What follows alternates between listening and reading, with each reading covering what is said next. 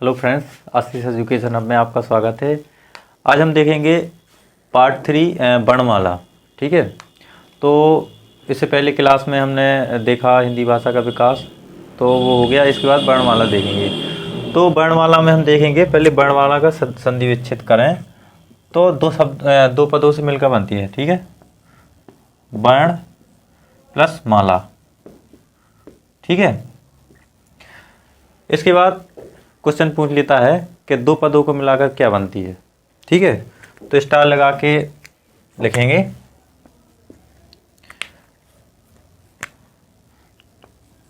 दो पदों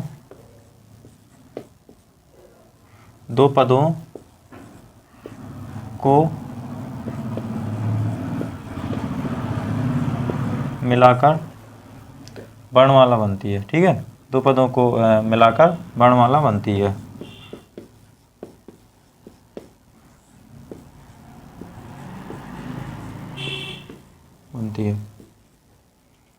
इसके बाद वर्ण।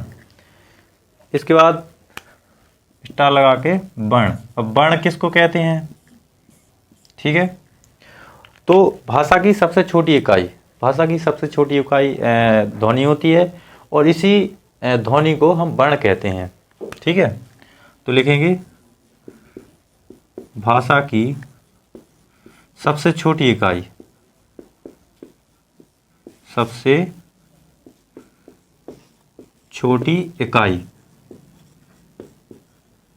जिसे ध्वनि कहते हैं। ठीक है, जिसे ध्वनि कहते हैं,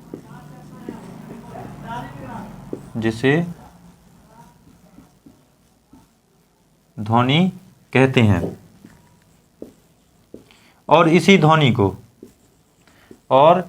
ध्वनि को हम वर्ण कहते हैं।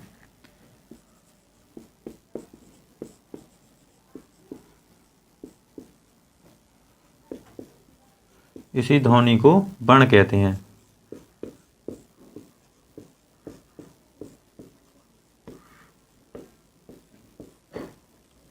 ठीक है, इसके बाद अब ध्वनि का लिखित रूप।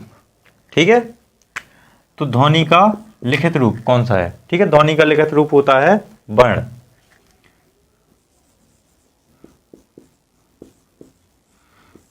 ध्वनि का लिखित रूप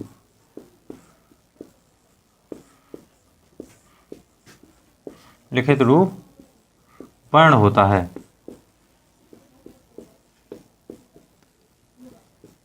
इसके बाद अब वर्ण का मौखिक रूप ध्वनि होती है। ठीक है, वर्ण का मौखिक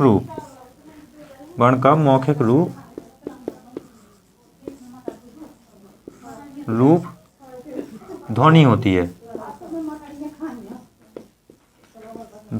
होती है। ठीक है, इसके बाद वर्ण का मौखिक रूप ध्वनि होती है। इसके बाद भाषा की सबसे छोटी सार्थक या न्यूनतम या लघुत्तम। ठीक है,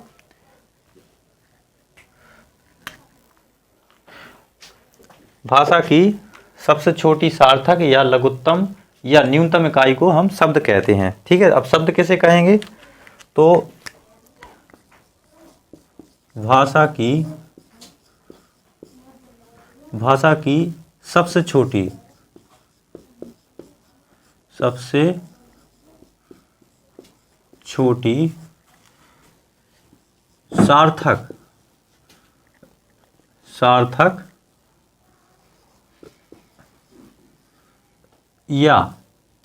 सार्थक या लघुत्तम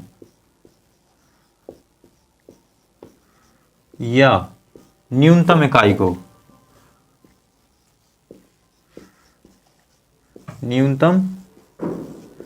इकाई को हम शब्द कहेंगे। ठीक है, क्या कहेंगे? शब्द कहेंगे। इसके बाद भाषा की सबसे छोटी या सार्थक या लघुत्तम इकाई को हम शब्द कहेंगे। ठीक है, इतना हो गया। ठीक, तो इतना नोट कीजिए। इसके बाद देखेंगे, यदि किसी वाक्य में शब्द का प्रयोग होता है तो उसे हम शब्द न कह के पद कहेंगे। ठीक है, अगला पॉइंट, यदि किसी वाक्य में शब्द का प्रयोग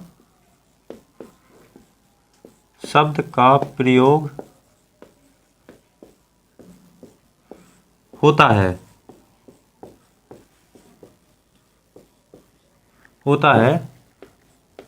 तो हम उसे शब्द ना कहकर, यदि किसी वाक्य में शब्द का प्रयोग होता है तो हम उसे पद कहेंगे, उसे पद कहते हैं।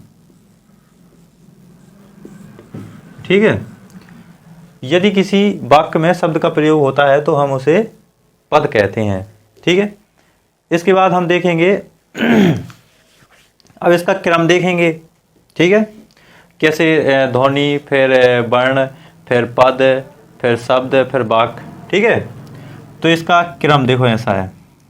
सबसे पहले ध्वनि, ठीक है, फिर इसके बाद वर्ण, ठीक है, फिर इसके बाद पद, इसके बाद शब्द, फिर इसके बाद पद, फिर पद के बाद वाक्य। ठीक है, पद के बाद वाक्य। ठीक है, ये इसका क्रम हो गया। अब इसके बाद हम देखेंगे इसकी परिभाषा। ठीक है, इसकी परिभाषा,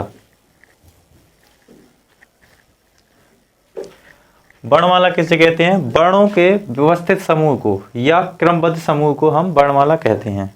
ठीक है, तो इसकी डेफिनेशन ऐसी लिखोगे, परिभाषा,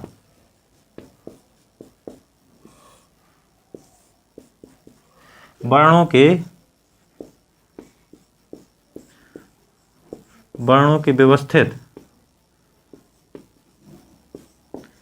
व्यवस्थित समूह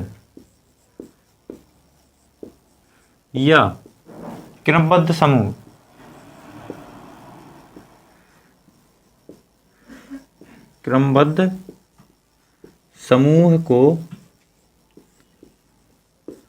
को वर्णमाला कहते हैं। ठीक है,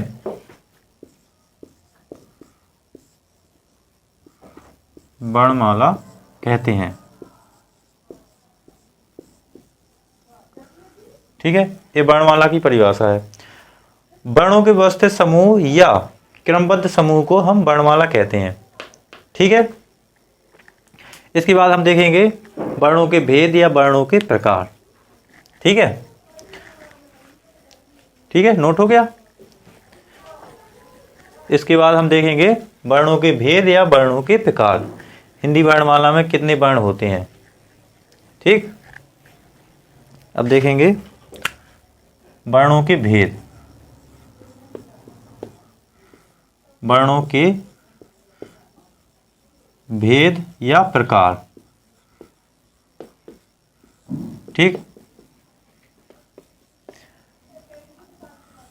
अब इसके दो प्रकार होते हैं, एक तो स्वर, एक व्यंजन। ठीक है, स्वर वर्ण और दूसरा है व्यंजन। ठीक है, व्यंजन वर्ण। अब जो हिंदी वर्णमाला में स्वरों की संख्या है 11। ठीक है, जो मूल स्वर हैं वो है 13, लेकिन जो स्वर हैं, केवल स्वर, तो वो 11 हैं। अब व्यंजन है 33। ठीक है, व्यंजन है 33। इसके बाद हिंदी वर्णमाला में टोटल वर्ण, तो टोटल वर्ण होते हैं 52। ठीक है, इसके बाद हम स्वर को देखेंगे। ऐसे वर्ण जो स्वतंत्र रूप से बोले जाते हैं उनको हम स्वर कहते हैं। तो थोड़ी सी नोट कीजिए, इसके बारे में लिखेंगे। ऐसे वर्ण ऐसे स्वर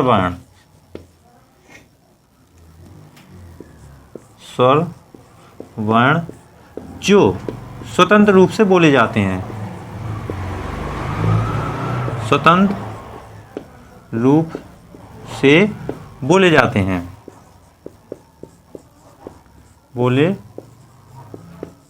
हैं, स्वरवर्ण कहलाते हैं।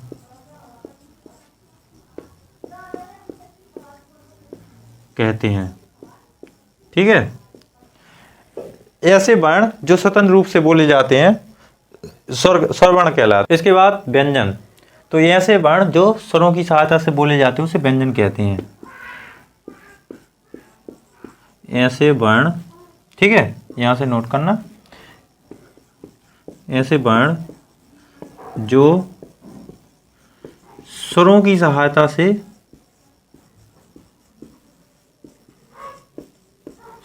सहायता से बोले जाते हैं, स्वरों की सहायता से बोले जाते हैं, व्यंजन वर्ण कहते हैं, व्यंजन वर्ण कहते हैं,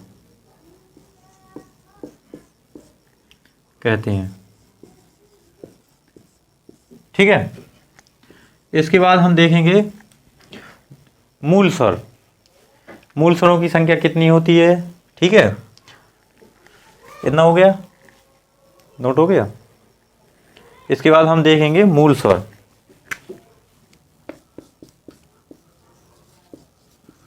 मूल स्वर जो हिंदी वर्णमाला में मूल स्वर होते वो होते 13, ठीक है,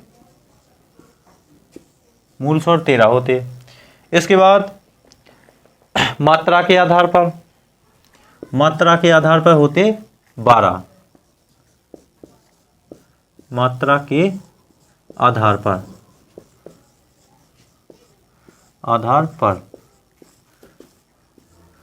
10 और 2, ठीक है, मात्रा के आधार पर होते 12। इसके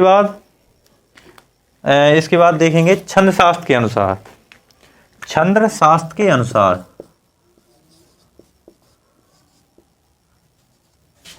छंद शास्त्र के अनुसार होते 2, ठीक है। कभी क्वेश्चन पूछ ले कि छंद शास्त्र के अनुसार स्वरों की संख्या कितनी होती है, तो 2, और मात्रा के आधार पर होते हैं 2 और 12, ठीक है। और जो मूल स्वर होते, कभी पेपर में पूछ ले, क्वेश्चन पूछ ले कि मूल स्वर हिंदी वर्णमाला में मूल स्वरों की संख्या कितनी होती है, तो 13। जो स्वर होते हैं वो 11 होते, ठीक है। आगे देखेंगे मात्रा कैसे कहते हैं। तो जो वर्णों के उच्चारण में लगने वाले समय को हम मात्रा कहते हैं, ठीक है। वर्णों के उच्चारण में लगने वाले समय को मात्रा कहते हैं, लगने वाले समय को मात्रा कहते हैं, मात्रा कहते हैं, ठीक है। मात्रा कैसे कहते हैं, तो वर्णों के उच्चारण में लगने वाले समय को मात्रा कहते हैं। अब देखेंगे हम स्वर वर्णों का वर्गीकरण, ठीक है। तो जो स्वरों का है उसका वर्गीकरण करेंगे हम, कितने भागों में बांटा गया, ठीक है। तो हेडिंग डालेंगे स्वर वर्गों का वर्गीकरण, स्वर वर्णों का वर्गीकरण,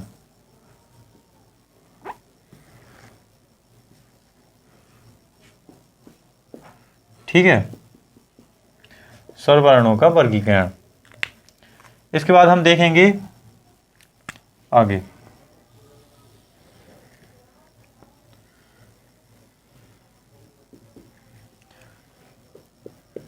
मात्रा या उच्चारण काल के आधार पर, ठीक है, मात्रा या उच्चारण काल के आधार पर आधार पर। ठीक है, स्वरों का वर्गीकरण मात्रा या उच्चारण काल के आधार पर। ठीक है, इसके बाद जीभ के आधार पर, जीभ के आधार पर, जीभ के आधार पर स्वरों का वर्गीकरण। ठीक है, इसके बाद मुख के आधार पर स्वरों का वर्गीकरण, मुख के आधार पर, आधार पर स्वरों का वर्गीकरण, का वर्गीकरण। ठीक है, और नंबर 4 है ओष्ठ के आधार पर, ओष्ठ के आधार पर, आधार पर। ठीक है, तो जो स्वरों का वर्गीकरण किया गया वो 4 प्रकार से किया गया। तो या मात्रा या उच्चारण काल के आधार पर, नंबर 2 है जीभ के आधार पर। ठीक है, और मुख के आधार पर स्वरों का वर्गीकरण। ठीक है, इसके बाद ओष्ठ के आधार पर, इसको मुख खुलने के आधार पर। ठीक है, इसको ऐसा कर लो, मुख खुलने के आधार पर, मुख खुलने के आधार पर, के आधार पर। ठीक है, तो स्वरों का वर्गीकरण 4 प्रकार से किया गया। अब इसके बाद हम देखेंगे मात्रा वाले में हास्य स्वर। नंबर 1 है, इसमें कौन कौन से आते हैं? हास्य स्वर। ठीक है, और इसके बाद नंबर 2 है दीर्घ स्वर, दीर्घ स्वर, हास्य स्वर और दीर्घ स्वर और प्लुप्त स्वर। नंबर 3 है प्लुप्त स्वर। ठीक है, इसके बाद हम देखेंगे हास्य स्वर कितने होते हैं। हास्य स्वर कितने होते हैं? 4 होते हैं। ठीक है, आ, ई, उ और ऋषि। इसके बाद दीर्घ स्वर होते हैं 7। जैसे क्वेश्चन पूछ लिया हास्य स्वरों की संख्या कितनी होती है, तो 4, आ, ई, उ, ऋषि। इसके बाद दीर्घ स्वर आ, ई, उ, ए, आए, ओ, आओ। ठीक है, 7 होती है दीर्घ स्वरों की संख्या। इसके बाद प्लुप्त स्वर। ठीक है, इसके बाद पढ़ेंगे हम दीर्घ स्वर हो गए, 7 होते हैं। इसके बाद पढ़ेंगे हम मूल स्वर। इसमें देखेंगे हम दीर्घ स्वर में इसके 2 पार्ट होते। ठीक है, एक होता है मूल दीर्घ स्वर। ठीक है, मूल दीर्घ स्वर कौन कौन से होते हैं? तो आ, ठीक है, बड़ा आ हो गया, बड़ी ई और बड़ा उ, ये होते हैं मूल दीर्घ स्वर। ठीक है, मूल दीर्घ स्वर होते हैं। इसके बाद संयुक्त स्वर कौन कौन से होते हैं? संयुक्त स्वर, संयुक्त स्वर, संयुक्त स्वर होते हैं ए आए, ओ आओ, ओ आओ। ठीक है, तो ये संयुक्त स्वर हो गए। इसके बाद संयुक्त स्वर की जैसे परिभाषा पूछ ले कि दो भिन्न उसको मेल को, 2 भिन्न वर्णों के मेल को हम संयुक्त स्वर कहते हैं। ठीक है, 2 भिन्न भिन्न वर्णों के मेल को हम संयुक्त स्वर कहते हैं। तो इसको कैसे लिखेंगे? 2 वर्णों के, 2 वर्णों के भिन्न भिन्न स्वरों, भिन्न भिन्न स्वरों के योग को, स्वरों के योग को योग को संयुक्त स्वर कहते हैं। संयुक्त स्वर कहते हैं। ठीक है, तो हमने देखा मात्रा या उच्चारण के आधार पर 3 स्वर पढ़े, हर्ष स्वर, दीर्घ स्वर और प्लुप्त स्वर। ठीक है, तो हर्ष स्वर की संख्या होती है 4, आ, ई, उ और ऋषि। इसके बाद दीर्घ स्वर की संख्या होती है 7, बड़ा आ, बड़ी ई, बड़ा उ, ए, आय, ओ, औ। ठीक है, ये दीर्घ स्वरों की संख्या होती है 7, पेपर में पूछ लेता। इसके बाद हमने दीर्घ स्वर को इसके दो डिवाइड किया, 2 भागों में। तो जो मूल दीर्घ स्वर हैं वो है बड़ा आ, बड़ी ई और बड़ा उ। ठीक है, 3 होते हैं जो मूल दीर्घ स्वर होते हैं। इसके बाद संयुक्त स्वर होते हैं 4। इसके बाद कभी कभी क्वेश्चन पूछ लेता है कि 2 वर्णों के विभिन्न स्वरों को क्या कहते हैं। ठीक है, 2 वर्णों के भिन्न भिन्न स्वरों के योग को हम संयुक्त स्वर कहते हैं। ठीक है, इतना क्लियर हुआ। इसके बाद हम पढ़ेंगे जीभ के आधार पर स्वरों का वर्गीकरण। तो 3 प्रकार से किया गया है, अग्र स्वर, मध्य स्वर और पश्च स्वर। ठीक है, नंबर 1 है अग्र स्वर। नंबर 2 है मध्य स्वर। नंबर 3 है पश्च स्वर।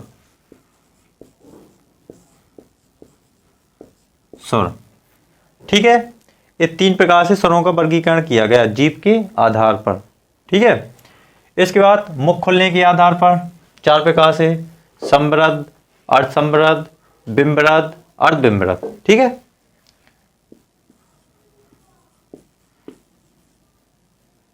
संवृद्ध, नंबर 2 अर्धसंवृद्ध,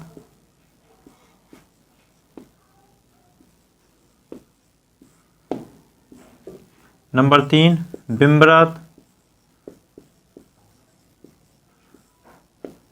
नंबर 4 अर्धबिंबवृद्ध।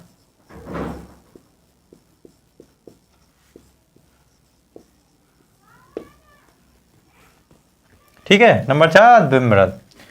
तो ये मुख खुलने के आधार पर स्वरों का वर्गीकरण 4 प्रकार से किया जाता है, संवृद्ध, अर्धसंवृद्ध और बिंबवृद्ध और अर्धबिंबवृद्ध। इसके बाद ओष्ठ के आधार पर स्वरों का वर्गीकरण। ठीक है, तो 2 प्रकार से, एक वृत्ताकार और एक आवृत्ताकार। नंबर 1 है वृत्ताकार, नंबर 1 वृत्ताकार, नंबर 2 आवृत्ताकार। आवृत्ताकार। ठीक है, तो हमने स्वर वर्णों का वर्गीकरण पढ़ा मात्रा के आधार पर और जीभ के आधार पर, मुख खुलने के आधार पर और ओष्ठ के आधार पर। तो जीभ के आधार पर अग्र स्वर, मध्य स्वर, पश्च स्वर और मुख खुलने के आधार पर संवृद्ध, अर्धसंवृद्ध, बिंबवृद्ध और अर्धबिंबवृद्ध और ओष्ठ के आधार पर वृत्ताकार और आवृत्ताकार। ठीक है, तो इतना पढ़ा हमने। अब आगे चलेंगे, देखेंगे। नंबर 1 ह्रस्व स्वर। ठीक है, किसे कहते हैं? तो ऐसे वर्ण जिनके उच्चारण में एक मात्रा का समय लगे उसे एक मात्रक या ह्रस्व स्वर कहते हैं। ठीक है, ऐसे स्वर वर्ण, ऐसे स्वर वर्ण जिनके उच्चारण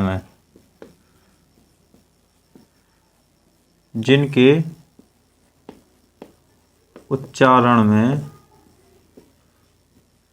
एक मात्रा का समय लगे, एक मात्रा का समय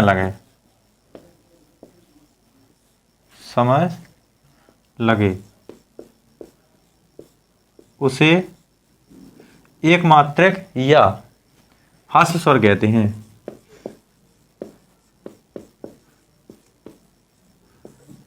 एक मात्रक या ह्रस्व स्वर कहते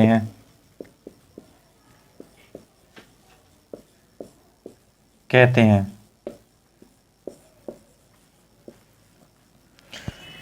इसके बाद हास्य स्वर कौन कौन से हैं? हास्य स्वर होते हैं 4, ठीक है। हास्य स्वर होते हैं 4, छोटा, छोटी, छोटा ऊ और ऋषि। क्या होता? ऋषि, ठीक है। तो ये हास्य स्वर होते हैं। हास्य स्वर कैसे कहते हैं? ऐसे स्वर वर्ण जिनके उच्चारण में केवल एक मात्रा का समय लगे, ठीक है। केवल एक मात्रा का समय लगे, केवल एक मात्रा का समय लगे, उसे हास्य स्वर कहते हैं। इसके बाद दीर्घ स्वर, नंबर 2 दीर्घ स्वर। दीर्घ स्वर, अब दीर्घ स्वर कैसे कहते हैं? ऐसे स्वर वर्ण जिनके उच्चारण में 2 मात्रा का समय लगे उसे द्विमात्रक या दीर्घ स्वर कहते हैं, ठीक है। ऐसे स्वर वर्ण, ऐसे स्वर वर्ण जिनके उच्चारण में, जिनके उच्चारण में 2 मात्रा का समय लगे,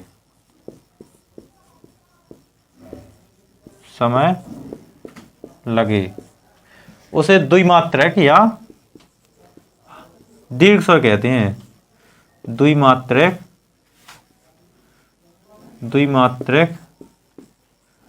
या दीर्घ स्वर कहते हैं। दीर्घ स्वर कहते हैं। अब दीर्घ स्वर कौन कौन से हैं? देखो, दीर्घ स्वर होते हैं 7, ठीक है। बड़ा, बड़ी ई, ठीक है, बड़ा आ और बड़ी ई और बड़ा ऊ, ए, आए और ओ और आओ, ठीक है। 1 2 3 4 5 6 7। जैसे कि कभी क्वेश्चन पूछ ले कि दीर्घ स्वरों की संख्या कितनी होती है, तो दीर्घ स्वरों की संख्या होती है 7, ठीक है। आ, ई, ऊ, ए, आए, ओ, आओ, टोटल 7। इसके बाद हम देखेंगे,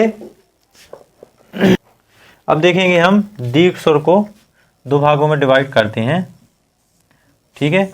एक तो होता मूल दीर्घ स्वर और एक होता संयुक्त स्वर, ठीक है। एक होता मूल दीर्घ स्वर, मूल दीर्घ स्वर। मूल दीर्घ स्वर कौन कौन से होते हैं?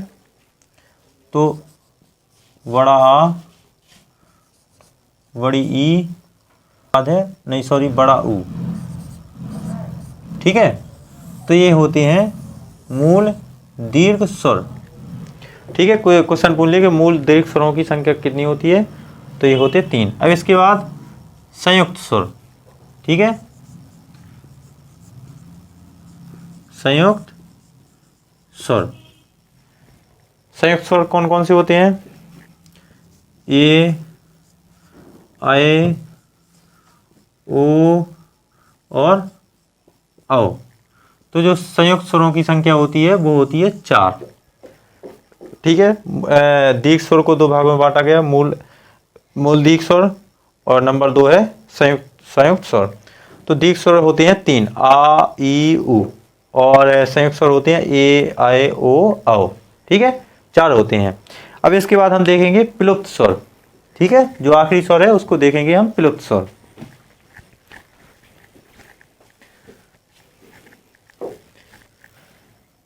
अगला है, तीसरा है प्लुप्त स्वर। प्लुप्त स्वर, प्लुप्त स्वर। तो इसकी डेफिनेशन होगी, ऐसे वर्ण जिनके उच्चारण में 3 मात्रा का समय लगता हो, ऐसे वर्ण जिनके उच्चारण में 3 मात्रा का समय लगता है उसको त्रिमात्रक या प्लुप्त स्वर कहते हैं। ठीक है, तो इसकी डेफिनेशन लिखेंगे, ऐसे वर्ण, ऐसे स्वर वर्ण जिनके उच्चारण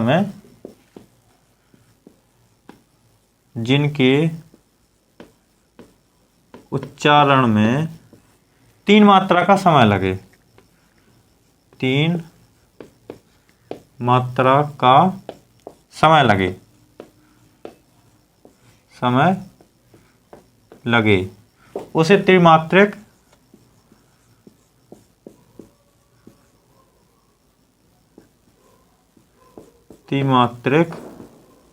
या प्लुप्त स्वर कहते हैं।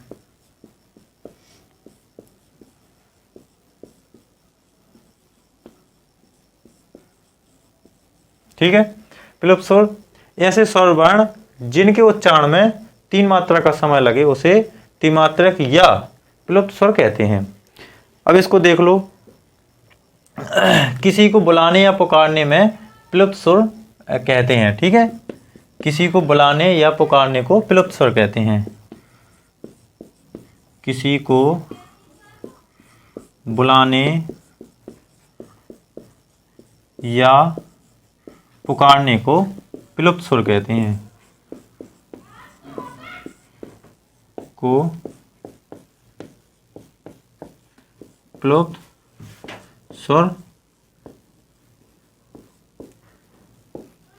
स्वर कहते हैं। इसके बाद नाटक या संवाद में प्लुप्त स्वर का प्रयोग किया जाता है। नाटक या संवाद में प्लुप्त स्वर का प्रयोग किया जाता है। नाटक या संवाद में प्लुप्त स्वर का प्रयोग किया जाता है। स्वर का प्रयोग किया जाता है।